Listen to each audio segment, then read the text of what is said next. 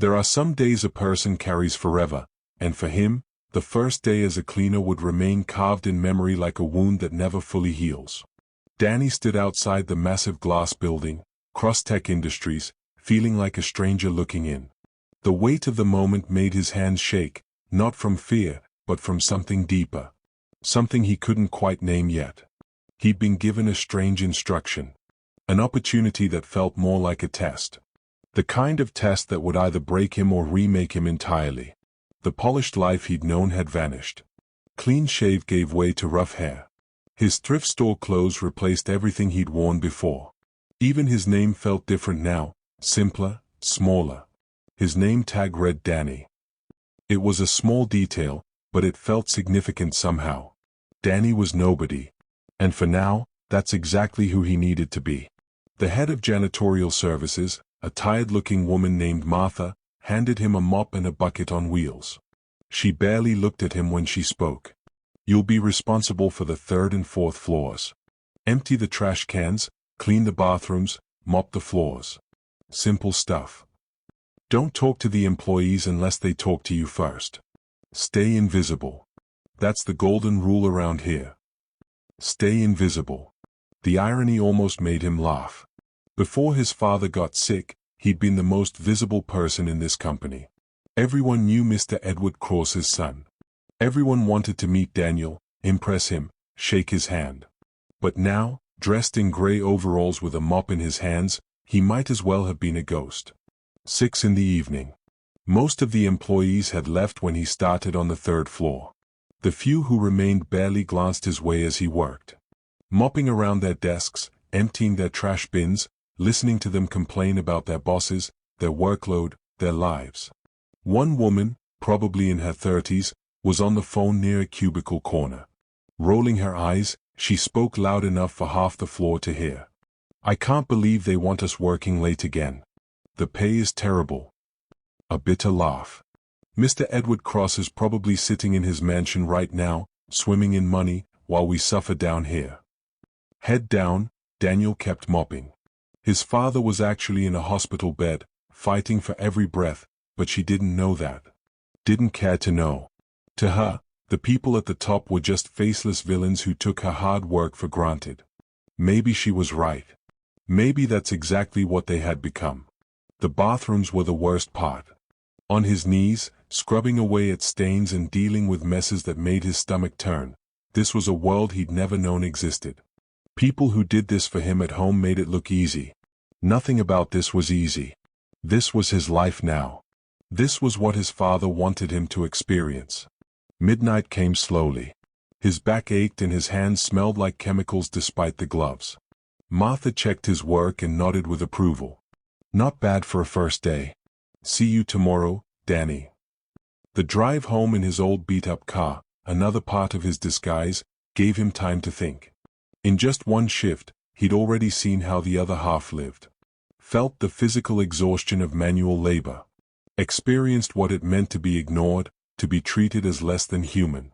And this was only day 1. He still had a long way to go. By the end of his first week, Daniel had learned everyone's names, even though none of them bothered to learn his. Jennifer from marketing always left coffee cups scattered around her desk for him to clean up. Tom from IT liked to work late and never acknowledged his presence, even when Daniel had to mop around his feet. And then there was Marcus Webb, the head of sales, who would become his biggest problem. Everything Daniel used to be, or at least everything he thought he was, Marcus embodied completely. Confident, well-dressed, powerful within the company.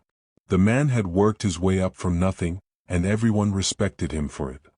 Mr. Edward Cross had always spoken highly of Marcus, calling him the future of Crosstech. But Marcus had a cruel streak that Mr. Edward Cross never saw. It started small. 4th floor hallway, mop in hand, water sloshing in the bucket. Marcus walked past with 2 of his sales team members, laughing about something, probably a successful deal they just closed. He stopped when he saw Daniel.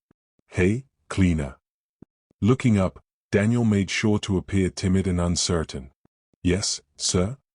Pointing to a section of floor Daniel had just cleaned, Marcus smirked. You missed a spot. There was no spot. The floor was spotless. But his friends laughed anyway, and the message became clear. This wasn't about cleanliness. It was about power. About reminding Daniel of his place. Head lowered, voice quiet. "I'll get right on it, sir."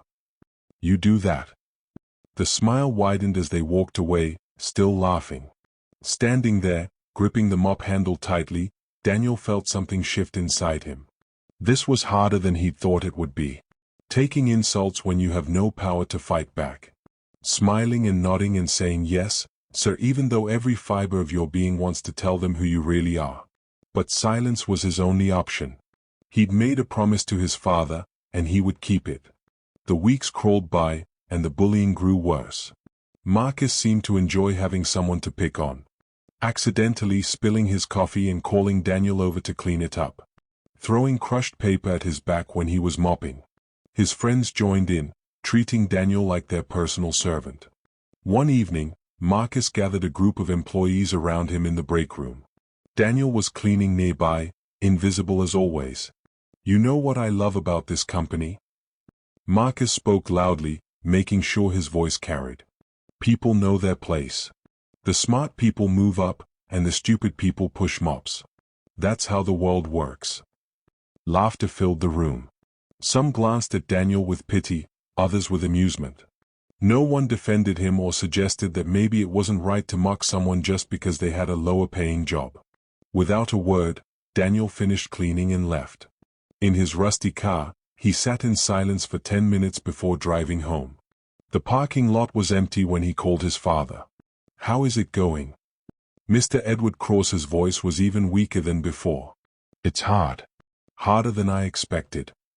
A smile came through the pain. "Good. If it was easy, you wouldn't learn anything. What have you learned so far?" Marcus. Jennifer. All the people who treated him like dirt. They all flashed through his mind. "I've learned that power reveals people's true character. When someone has power over you, you see who they really are." A whisper, barely audible. "Exactly right. When you take over the company, you'll remember this. You'll remember how it felt to be on the bottom. You'll be a better leader because of it." The words should have been comforting. But right now, all Daniel felt was anger and humiliation. Would this experience make him better or just bitter? Only time would tell. Not everyone at Crosstech was cruel. Third week in, Daniel discovered this truth when he met Sarah Lawson, a junior software developer who worked on the 4th floor. Young, probably fresh out of college, with kind eyes that actually saw him when he walked past. "Hey, you're Danny, right? The new cleaner?" Emptying the trash near her desk, Daniel almost dropped the bag. Someone knew his name. "That's me." He tried to hide his shock. A warm smile crossed her face. "I'm Sarah. I just wanted to say thank you for keeping everything so clean. I know people don't really acknowledge the work you do, but I notice. You do a great job." Those simple words hit harder than any of Marcus's insults. Someone had seen him and had acknowledged that he was a human being doing honest work. "Thank you. That means a lot." From that day forward, Sarah always greeted him when she saw him. SGE never made a mess intentionally and always organized her trash to make his job easier.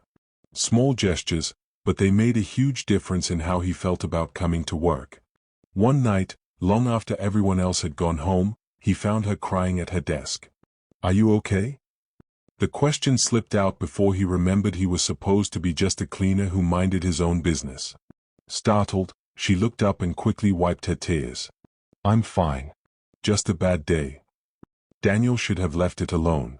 Should have just continued with his cleaning. But something in her expression reminded him of himself, of how lonely and frustrated he felt in this building. "I can listen if you want to talk about it." Hesitation, then a deep sigh. "It's Marcus, the head of sales."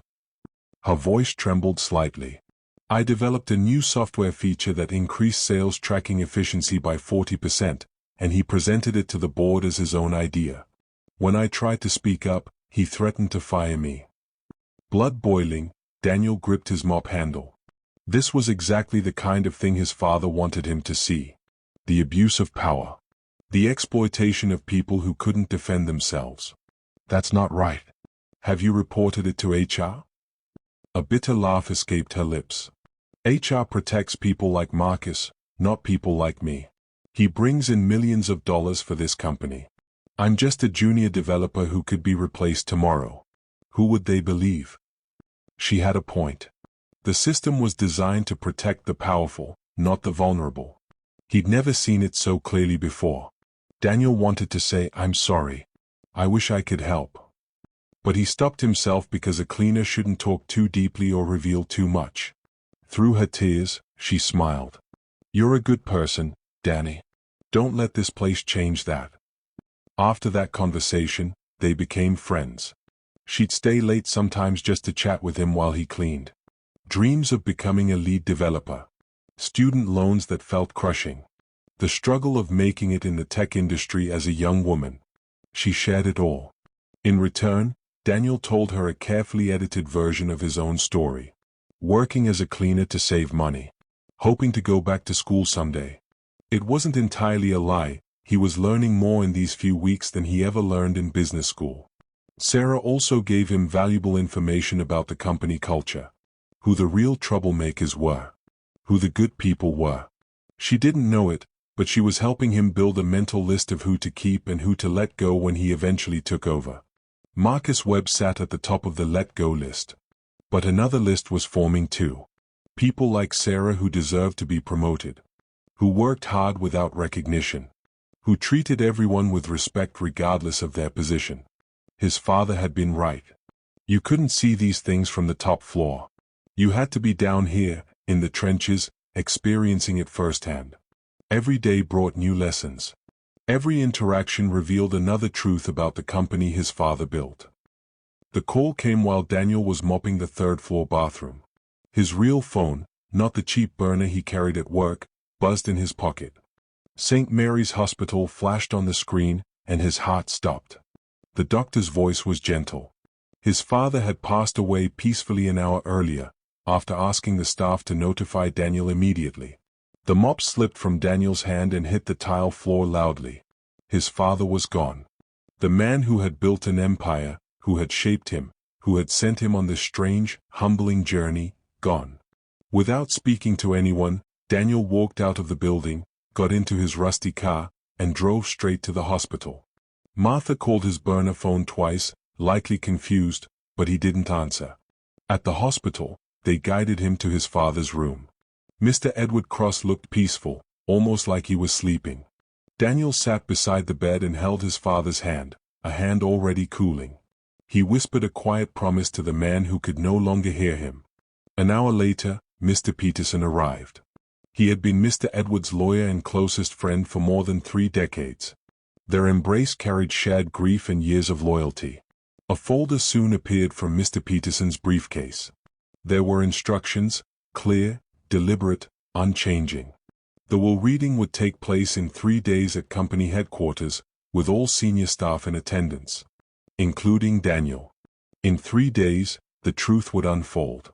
The cleaner they had mocked would stand before them as the new head of Crosstech. There was one more item. A sealed envelope with Daniel's name written in his father's unsteady handwriting. He opened it carefully and he read, "My dear Daniel, if you're reading this, then I've finally left this world. I hope I've left it a little better than I found it. Now it's your turn to do the same. These past few months, you've experienced something most people in our position never would. You've felt powerless. You've been invisible. You've been treated as less than human by people who should know better. I hope it was as eye-opening as I intended. Now comes the hard part. You have to take what you've learned and use it to lead. You have to be the kind of boss who remembers what it felt like to be Danny the cleaner. Fire the people who deserve it. Promote the people who earned it. Build a company that treats everyone with dignity, from the CEO to the janitor. Make me proud. I love you, Dad." Daniel read the letter 3 times. Tears blurred the ink, but the message remained clear. His father had left him a gift disguised as hardship, a final lesson in humility, leadership, and humanity. The following days passed in a blur. Funeral arrangements. Endless paperwork. silent moments of grief, and the slow transformation back into Daniel Cross, heir to Crosstech. A haircut, a clean suit, a return to the world he had abandoned months earlier. Friday morning came. This time, Daniel didn't enter through the service door. He walked straight through the front entrance. The receptionist didn't recognize him at first. When he introduced himself, her eyes widened. Everyone knew that name. She led him through the building toward the main conference room. And as Daniel walked, people stared. Whispers followed. Faces shifted from confusion to shock. They had never seen him as Daniel Cross. Only as Danny the cleaner. And now, the truth was walking right past them, quiet, calm, steady, toward a room where everything was about to change. The conference room was packed with senior staff when Daniel arrived. Marcus Webb sat at the head of the table, looking confident and comfortable, like he owned the place. Jennifer from marketing was there, along with Tom from IT and about 20 other department heads. Sarah was there too, sitting in the back corner, looking nervous and out of place. A junior developer shouldn't have been invited to such a high-level meeting. But Mr. Edward Cross had included her name on the list of people who needed to attend. He must have known about her somehow. Mr. Peterson stood at the front of the room with the will in his hands. Daniel took an empty chair near the door, and several people gave him curious glances. They knew he was Mr. Edward Cross's son, but most had never met him. He'd been away at business school when his father got sick, and he'd stayed out of sight during his father's illness. "Thank you all for coming." Mr. Peterson's voice cut through the murmurs. "We're here to read the last will and testament of Mr. Edward Cross, founder and CEO of Crosstech Industries. As you all know, Mr. Cross passed away 3 days ago after a long battle with cancer." Solemn nods rippled through the room. Some had tears in their eyes. Daniel wondered how many of those tears were genuine and how many were just for show. Mr. Cross left very specific instructions about the company and its future. "I'll read the relevant section now." He cleared his throat. "I, Edward Cross, being of sound mind, leave my entire stake in Crosstech Industries, totaling 65% of company shares, to my son Daniel Cross. Effective immediately, Daniel will assume the position of CEO and chairman of the board." Whispers erupted. Marcus's confident expression faltered for just a moment before he plastered on a fake smile. Mr. Peterson raised his voice. "Furthermore, Mr. Cross asked that Daniel spend time working within the company before assuming his role, so that he might understand the business from the ground up. He trusted Daniel would use this knowledge to lead wisely and fairly." Across the room, Sarah's eyes widened as she started to put the pieces together. She looked at Daniel, then looked away quickly, her mind clearly racing. "That concludes the will reading. Daniel, would you like to say anything?" Standing slowly, Daniel felt all eyes turn to him. This was it. The moment he'd been both dreading and anticipating for 3 months. "Thank you, Mr. Peterson. I know most of you don't know me. We've never been properly introduced. But actually, that's not entirely true. Some of you know me very well. You just didn't realize it." Marcus leaned forward, confused. Jennifer whispered something to the person next to her. "For the past 3 months, I've been working here at Crosstech. My father asked me to experience the company from a different perspective before taking over. So I took a job in janitorial services. Some of you knew me as Danny the cleaner." Absolute silence. Recognition slowly dawned on face after face. Jennifer's mouth fell open. Tom from IT turned pale. And Marcus looked like he'd been punched in the stomach. Voice calm, measured. "During my time as a cleaner, I learned a lot about this company. I learned who worked hard and who took credit for other people's work. I learned who treated everyone with respect and who believed that some people were worth less because they had lower-paying jobs. I learned which employees made this company great and which ones were holding it back." Sarah had tears in her eyes now, but she was smiling. She'd figured it out completely. "Starting Monday, I officially take over as CEO. There will be some changes. Some of you will be promoted. Some of you will be let go. I'll be meeting with each department head individually over the next 2 weeks to discuss the future." Marcus found his voice. He stood up suddenly. This is ridiculous. You spent 3 months mopping floors and now you think you can run a billion-dollar company? Your father built this place with real business knowledge, not by playing dress-up as a janitor. A calm look. You're right that my father built this company with business knowledge.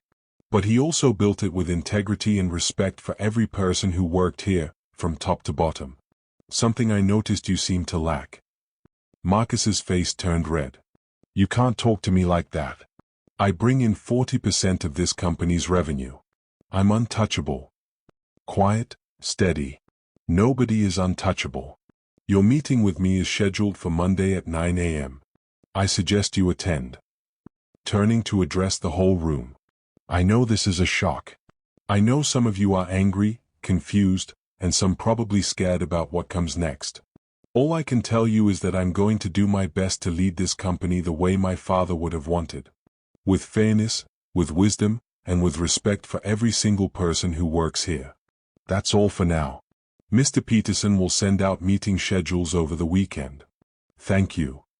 Walking out of the conference room, Daniel left behind a chaos of shocked voices and frantic whispers. As he passed Sarah's chair, he stopped for just a moment. We should talk. Monday afternoon? She nodded, still looking stunned. Mr. Cross. A small smile. You can still call me Danny if you want. That part was real. Daniel spent the weekend in his father's old office on the top floor of Crosstech, a place he'd avoided during his 3 months as a cleaner. Everything was exactly as Mr. Edward Cross had left it. Family photos on the desk. Books lining the shelves. A half-finished cup of coffee that no one had bothered to throw away. Sitting in his father's chair, looking out at the city below, the weight felt crushing. This was his company now. His decisions to make. Mr. Peterson had left files on every senior employee, performance reviews, salary information, his father's personal notes. Daniel spent Saturday reading through them all, comparing what his father had written to what he'd observed over the past 3 months. Marcus Webb's files were particularly interesting. On paper, a star performer. Sales numbers were incredible. Major clients, deals worth millions. Mr. Edward Cross had written essential to company success in the margins. But his father had died before seeing what Daniel saw. Never witnessed Marcus stealing credit from Sarah. Never heard Marcus mock and belittle the cleaning staff. Never saw the culture of fear that Marcus had created in the sales department. New notes appeared in the margins. Toxic leadership. Bullies subordinates. Takes credit for others' work. Needs to go. Jennifer's file showed a similar pattern. Good at her job, but created a hostile work environment. 2 write-ups for inappropriate comments to junior staff, quietly buried. Tom from IT was different. Performance was average, but he wasn't cruel. Simply ignored people he considered beneath him. His file got marked as needs coaching rather than needs to go. Sarah's file was thin because she was so new, but what was there impressed him? Mr. Edward Cross had written "Watch this one," potential future leader, after her first performance review. He'd seen her talent even when she was fresh out of college. Pulling up her recent project files, Daniel examined the software feature that Marcus had stolen credit for. The code was brilliant, elegant, efficient. It had indeed increased sales tracking by 40%.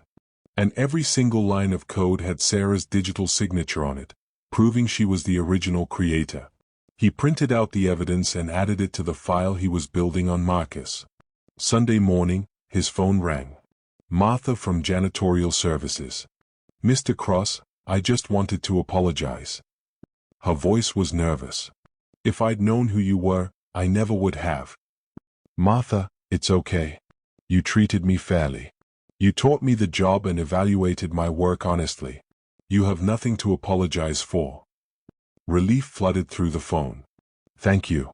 I also wanted to ask about my budget request. I submitted it 3 months ago, but it never got approved. We really need new equipment. The floor buffers keep breaking down." Opening the facilities budget on his computer, Daniel found it immediately. Her request for $12,000 in new equipment had been denied by Marcus Webb, who'd signed off on $60,000 for new furniture in the sales department that same week. "The request is approved." I'll have accounting process it tomorrow. Order whatever you need. She sounded like she might cry. Thank you so much. You don't know how much this means. But he did know. He'd used that broken equipment for 3 months. Knew exactly how frustrating it was to try to do good work with tools that barely functioned. Sunday afternoon brought an unexpected visitor. Sarah showed up at the office, looking nervous. I'm sorry to bother you. I know it's the weekend. But I couldn't wait until Monday. I had to know if it was true.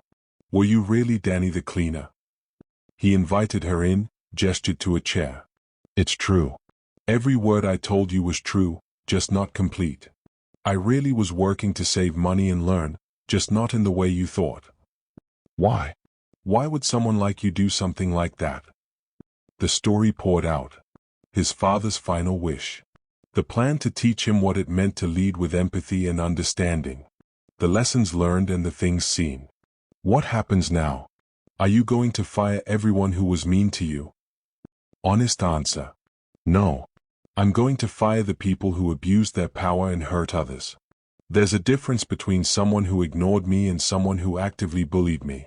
The first one just needs education. The second one needs to go. Slow nod. Marcus will fight you. He has allies on the board. He's been here for 10 years. I know. But I have something Marcus doesn't have. Controlling interest in the company and evidence of his misconduct. Speaking of which, I need to ask you something official. Would you be willing to make a formal statement about Marcus taking credit for your work? Hesitation. Would it matter? You're the boss now. Can't you just fire him? I could. But I want to do this right. I want documentation. I want a paper trail that shows exactly why these decisions are being made. If I just fire people without cause, I'm no better than the bullies who made my life miserable for 3 months. A smile. Your father would be proud of you. Yes, I'll make a statement. I'll document everything. 2 hours later, after going through her files and building an airtight case against Marcus, Sarah left. Daniel had enough evidence to not only fire him but to potentially sue him for fraud. Sunday night, sleep barely came. Tomorrow would be the first real test of his leadership. Tomorrow would determine what kind of CEO he was going to be. His father's letter echoed in his mind. Be fair and wise and respectful. All the people like Sarah who worked hard without recognition. All the people like Martha who just needed someone to listen to them. This was his chance to make things right. He couldn't waste it. 7 a.m. Daniel arrived at the office 2 hours before his first meeting with Marcus. Time to settle in, to prepare mentally for what was coming.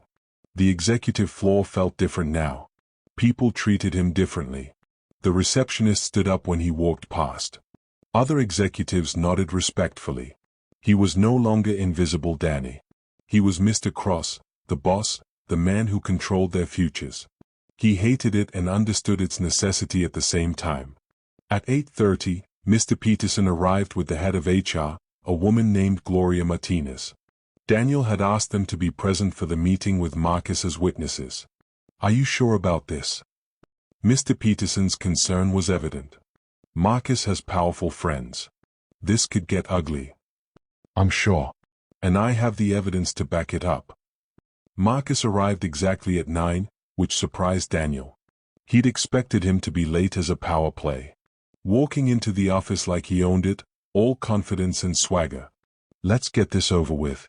I know you're upset about some jokes we made when you were playing janitor, but let's be adults here. I'm the top salesman in this company. You need me more than I need you. A gesture to a chair. Sit down, Marcus. He sat, but his body language was defiant. Arms crossed, legs spread wide, taking up as much space as possible. I'll be direct. Daniel slid a folder across the desk. You're fired, effective immediately. Your severance package is in this folder, along with the evidence of your misconduct. You have 1 hour to clear out your desk and leave the building. The confident expression crumbled. You can't do this. I have a contract. I'll sue for wrongful termination. Calm, steady voice. You can try. But you should read through that evidence first. We have proof that you stole credit for Sarah Lawson's software development work. We have documented complaints from 5 different employees about your hostile behavior. We have records of you denying reasonable budget requests from other departments while approving excessive spending for your own. Should I go on? Marcus's face went from red to white. Sarah went crying to you? That little snake. I gave her a chance when no one else would. Gloria from HR interjected. Actually, Sarah Lawson was hired based on her exceptional qualifications and interview performance. You had nothing to do with her hiring. And she didn't come crying to anyone. We investigated based on concerns raised during a routine review. A strategic lie, but necessary. They couldn't let Marcus know that Daniel had befriended Sarah while working as a cleaner. It would undermine the legitimacy of the investigation. Sputtering now. This is ridiculous. I built the sales department from nothing. I bring in 40% of the company's revenue. Daniel pulled out another document. You bring in 32%. Most of those sales came from accounts that were already in the pipeline before you took over. Your actual new client acquisition rate is below the department average. You've been inflating your numbers for years. That was the final blow. Marcus slumped in his chair, defeated. I'll destroy you. His voice was quiet now. I have friends in this industry. I'll make sure no one wants to work with Crosstech. Standing up. You're welcome to try. But remember that you signed a non-compete clause and an agreement when you joined this company. If you violate either of those agreements, we'll sue you for everything you have. Security will escort you to your office. You have 1 hour. Goodbye, Mr. Webb. Marcus left without another word, escorted by 2 security guards. Through his office window, Daniel watched him storm toward the elevators. A mix of satisfaction and sadness washed over him. Satisfaction because justice had been served. Sadness because his father's company had allowed someone like Marcus to thrive for so long. That went better than expected, Mr. Peterson observed. It's not over. Marcus has allies. They'll push back. Within an hour, 3 board members called to express their concerns about his decision to fire the company's top salesman. Daniel listened politely to each of them and responded the same way. I appreciate your concern, but the decision is final. If you'd like to review the evidence of Mr. Webb's misconduct, I'm happy to share it with you. None of them took him up on the offer. The afternoon meeting with Sarah was much more pleasant. He offered her Marcus's old position as head of sales, with a significant raise and a team of her own. She stared at him in shock. I'm a software developer, not a salesperson. You're a problem solver. And you understand our product better than anyone else in sales because you actually helped build it. I need someone in that role who leads with integrity. Someone who builds up their team instead of tearing them down. I think that's you. Quiet for a long moment. Can I think about it? This is a huge change. Of course. Take a few days. But I want you to know that you earned this opportunity. Not because we're friends, but because you're talented and hardworking and everything this company should value. After she left, Daniel spent the rest of the day meeting with other department heads. Listening to their concerns, their ideas, and their frustrations. By the time he left the office that night, exhaustion had set in. But it was a good kind, the kind that came from doing meaningful work. Walking through the building toward the exit, he passed the janitorial closet on the 3rd floor. A young man was loading cleaning supplies onto a cart, getting ready for his evening shift. Daniel stopped. Hi, I'm Daniel Cross, the new CEO. The young man looked terrified. Did I do something wrong? Not at all. I just wanted to introduce myself and let you know that I appreciate the work you do. This building wouldn't function without people like you. Fear melted into surprise, then into a shy smile. Thank you, sir. That means a lot. Driving home that night, Daniel thought about his father and what he'd taught him. Real leadership wasn't about power or control. It was about seeing people, all people, and treating them with the dignity they deserved. He was just getting started, but he was on the right path. The next 2 weeks were filled with non-stop meetings, firings, and promotions. 4 more senior employees who'd created toxic environments were let go, including Jennifer from marketing. 7 overlooked but hard-working staff were promoted. But not everyone liked the changes. A group of longtime employees, friends of Marcus and the others Daniel had fired, began pushing back. Rumors spread that he was unqualified, running the company into the ground, just a spoiled rich kid playing CEO. Some comments hurt because parts were true. He was young and inexperienced. He'd inherited the role instead of climbing the ladder. But he also knew something they didn't. He had seen this company from the ground level. He understood the cracks that needed fixing. The resistance peaked during a board meeting in his 3rd week. 3 board members, all allies of Marcus, called for a vote of no confidence. One spoke up. Mr. Cross was a great man, but he made a mistake leaving the company to his son. Daniel is 25 with no real business experience. He's fired top performers and promoted unproven staff. We need experienced leadership. Daniel had prepared for this. He connected his laptop to the conference screen. You're right that I'm young. But let me show you what I do have. Financial reports from the past 3 years appeared, highlighting losses, inefficiencies, and waste. Under previous leadership, we lost about $2 million a year to inefficiency. In 3 weeks, I've eliminated most of that and renegotiated vendor contracts, saving another $500,000 annually. Next slide, employee satisfaction surveys. Employee satisfaction is up 18%. Productivity is up 12%. And job applications have tripled. People want to work here again. An older woman, Margaret Stone, leaned forward. Where did you get all this data? I asked for it. I asked HR for anonymous surveys. I asked accounting for the real numbers. I listened to junior employees and implemented their ideas. A board member protested, but you fired Marcus. He brought in millions. Marcus brought in revenue while creating a toxic department. In 1 year alone, we lost 6 top employees because of his behavior. Do you know the cost of replacing good workers? We've been bleeding talent because we tolerated people like him. He displayed the evidence of Marcus's misconduct. Silence followed. Margaret spoke again. I voted against your father's decision to leave you the company. I thought it was nepotism. But watching you these past weeks, I've changed my mind. You have my support. One by one, the others agreed, even those who doubted him earlier. I don't expect everyone to agree with all my decisions, Daniel said. But I expect loyalty to the company's long-term health. If you can't do that, you may need to reconsider your place on this board. Bold, but it worked. The resistance faded. After the meeting, Margaret pulled him aside. Your father told me his plan about sending you to work as a janitor. I thought he'd lost his mind. But now I see the wisdom. You understand the people behind the business. I'm still learning. We all are. But you're doing well. Your father would be proud. Her words meant more than she knew. That evening, Daniel stayed late, planning the next phase of changes. Around 8, there was a knock. Sarah. I've been thinking about your offer, she said. I'll take the head of sales position, but I have conditions.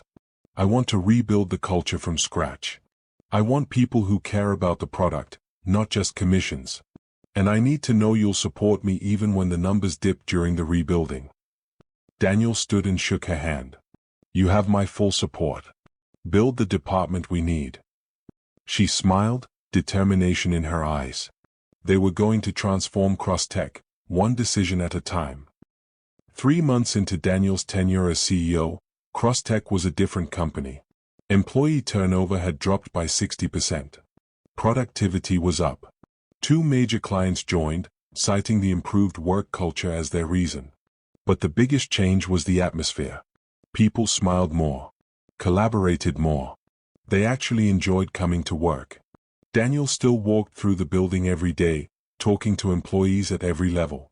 He ate lunch in the cafeteria, not in his office. He knew the names of security guards, receptionists, and cleaners. One day, he ran into the young janitor he'd met on his first day as CEO. How are things going? The young man beamed. Really good, sir. Martha said you approved the equipment budget. The new floor buffers are amazing, they cut our work time in half. I'm glad to hear it. How's Martha treating you? She's great. And she told us something interesting. She said you used to work as a cleaner. Is that true? Daniel smiled. It's true. For about 3 months, I was part of the team. The janitor shook his head, amazed. My mom didn't believe me. She said rich people don't do work like that. Some do. And it taught me more than any business class ever could. That conversation stayed with him. His father's plan hadn't just changed him, it was changing how people saw leadership. Meanwhile, Sarah's restructuring of the sales department was paying off. She let go of several of Marcus's old crew and hired people who cared about the product. Sales dipped at first but soon climbed steadily, built on long-term relationships instead of quick commissions. One afternoon, an unknown number appeared on Daniel's phone. Against his better judgment, he answered. Is this Daniel Cross? Marcus.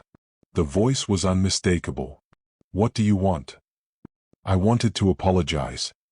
He actually sounded sincere. I got a job at a smaller company. My new boss is exactly how I used to be, arrogant, dismissive, cruel. Now I understand what it felt like to work under me. I was awful. Daniel didn't speak for a moment. Marcus continued, I don't expect forgiveness. I just wanted you to know you were right. And thank you for documenting everything properly. You could have fired me out of revenge, but you did it the right way. That showed me what real leadership looks like. Daniel kept his response simple. I appreciate the call. I'm glad you're learning. That's what matters. After they hung up, his office felt unusually quiet. His father had been right, power reveals character. But sometimes losing power does too. That evening, Daniel visited his father's grave for the first time since the funeral. Sitting beside the headstone, he told him everything. I think I finally understand. It's not about being perfect. It's about doing right by people, even when it's hard. A breeze moved through the trees, and Daniel took it as agreement. I'll keep learning. I'll keep growing. And I'll make sure everyone at CrossTech has the chance to grow too. Driving home, he thought about his journey, from heir to invisible janitor to CEO. He'd seen every corner of his father's company. Now it was his turn to build something of his own. Not just a profitable business, but a place where people were valued. Where hard work mattered. Where kindness wasn't weakness. That was the legacy he wanted to leave. 1 year after taking over as CEO, Daniel stood before the entire company at their annual meeting. The auditorium was full.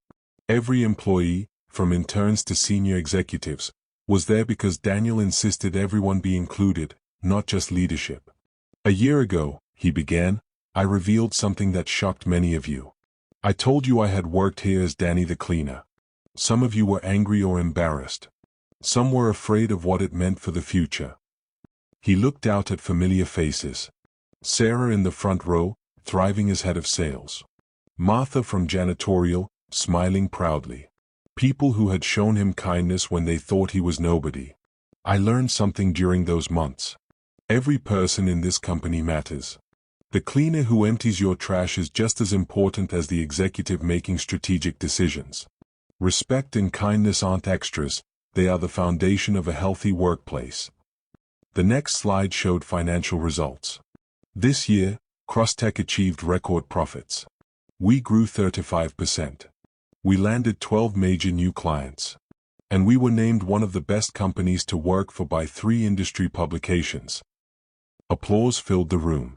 But these are the numbers I'm most proud of. Employee satisfaction, retention, diversity, promotion rates. We built a workplace where people want to stay and grow. Where talent is recognized no matter who you know or where you come from. My father built this company on innovation and integrity. He sent me to work as a cleaner because he wanted me to understand that growth starts from the bottom up, not the top down. A photo of his father appeared on the screen. Daniel paused, steadying himself. I hope I'm making him proud, and I hope the company we're building is worthy of the legacy he left. He moved to the future. We're expanding into new markets, investing in research and development. Then came the challenge. Think about how you can contribute to the culture we're building. Support your colleagues. Innovate in your role. Speak up when something is wrong. Share ideas that can make us better. This company belongs to all of us. Thunderous applause followed. People stood, some crying, others grinning. Afterward, employees shared their stories. A single mother said the new childcare benefits changed her life. A young IT worker said the mentorship program helped him discover skills he never knew he had. Martha hugged him and said, "You didn't forget us. You remembered where you came from." "How could I forget?" he answered. Those 3 months changed everything. As the auditorium cleared, Sarah caught up to him. "You did good today," she said. "We did good," he replied. "None of this would have worked without people like you." She asked, "Do you ever regret it? Working as a cleaner?" "Not for a second. Those were the most important 3 months of my life. They showed me the kind of leader I wanted to be." "Your father was a wise man." "He was, and I'm grateful every day for what he taught me." That night, Daniel stayed late. He walked through the quiet building. He stopped at the janitorial closet on the 3rd floor. He thought about Danny the cleaner. In some ways, that version of himself felt more real than the heir he'd once been. Danny understood struggle, quiet effort, and the value of dignity. As he locked up for the night, a decision formed. Once a month, he would work in a different department, at an entry-level position. Not for publicity. For perspective. As a reminder of where he came from, and what mattered most. Success wasn't measured in profits or stock prices. It was measured in the lives you touched, the people you helped, the culture you created. His father had taught him that. Now it was Daniel's turn to pass it on. To build a company where everyone, from the CEO to the newest cleaner, was treated with dignity. This was his father's legacy. This was Daniel's promise.